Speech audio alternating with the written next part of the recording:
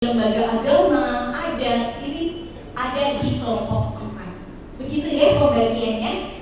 Baik, sebelum kita FGD, Wahana Visi Indonesia Kementerian Pendidikan Kebudayaan Riset Teknologi Kemendikbudristek Republik Indonesia dan Dinas Pendidikan Provinsi Papua mengadakan diskusi kelompok terpumpun peta jalan pembudayaan literasi di Tanah Papua di Hotel Aston Jayapura pada Rabu tanggal 19 Juni tahun 2024. Belum optimalnya tata kelola pendidikan dan pelibatan publik, lemahnya SDM fasilitator literasi yang jadi ujung tombak gerakan literasi. Kegiatan ini dibagi dalam 4 kelompok fokus grup diskusi.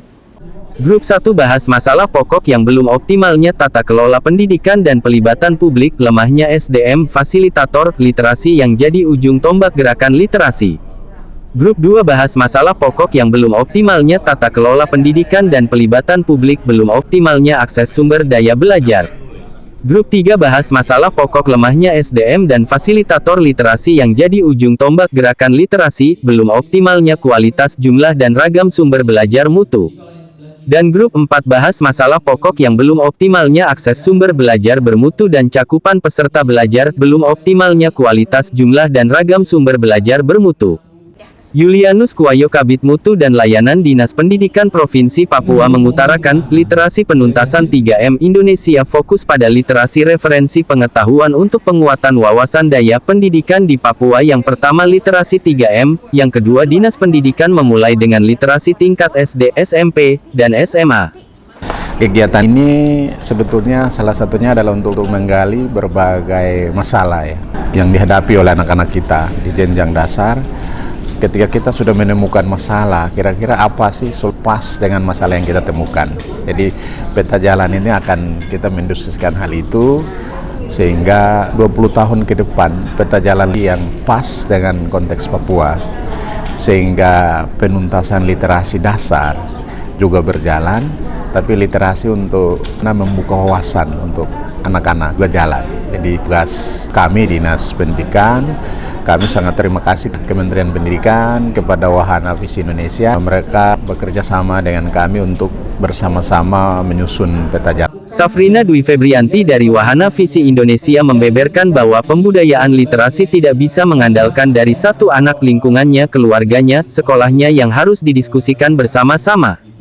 Pendidikan, lembaga NGO, untuk mendapatkan gambaran secara utuh mengenai pembudayaan literasi, dimulai dari masyarakat, keluarga, anaknya sendiri, dan kebijakan dari pemerintah.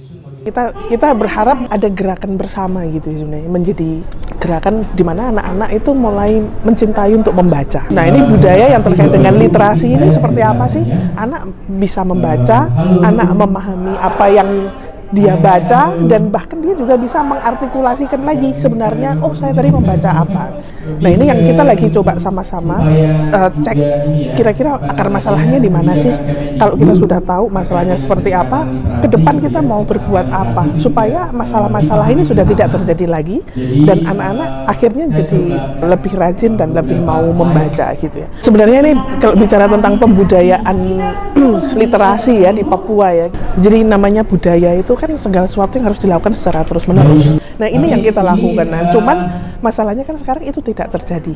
Lukman Solihin, Koordinator Analisis dan Advokasi Kebijakan di Pusat Standar dan Kebijakan Pendidikan BSKP Kemendikbud, mengatakan satu tujuan dari Merdeka Belajar dengan pembentukan karakter dan pengembangan kompetensi literasi dan numerasi sejalan dengan materi fokus grup diskusi, yaitu penguatan pembudayaan literasi di Tanah Papua.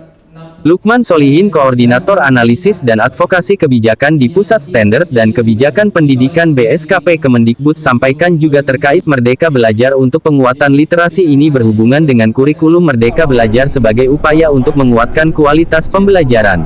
Ini jadi penting kami sampaikan. Jadi kebijakan Merdeka Belajar itu ada 26 episode saat ini, dan sebetulnya merupakan upaya transformatif untuk dan juga holistik gitu ya, untuk meningkatkan kualitas pembelajaran. Salah satunya nantinya adalah untuk peningkatan literasi tadi, seperti itu. Jadi kurikulum Merdeka itu dengan beberapa karakteristiknya yang lebih fleksibel gitu ya, yang fokus pada materi esensial gitu, itu mencoba berupaya supaya kegiatan pembelajaran itu lebih berkualitas. Dan selain itu Kemendikbud juga punya episode Merdeka Belajar khusus buku bacaan bermutu. Nah, buku bacaan bermutu itu disediakan oleh Kemendikbud, masyarakat bisa mengakses melalui website buku.kemdikbud.go.id, dan versi cetaknya juga disebarluaskan kepada sekolah-sekolah terutama di daerah tertinggal dan sekolah-sekolah dengan capaian literasi yang mungkin masih kurang gitu ya. Tidak kalah penting juga adalah menggunakan rapor pendidikan untuk menjadi dasar dalam perencanaan berbasis data. Jadi masalah literasi ini kan salah satu yang ditampilkan di rapor pendidikan ya. Jadi ada skor literasi, numerasi, dan juga karakternya seperti apa, kenaikan dari tahun sebelumnya seperti apa.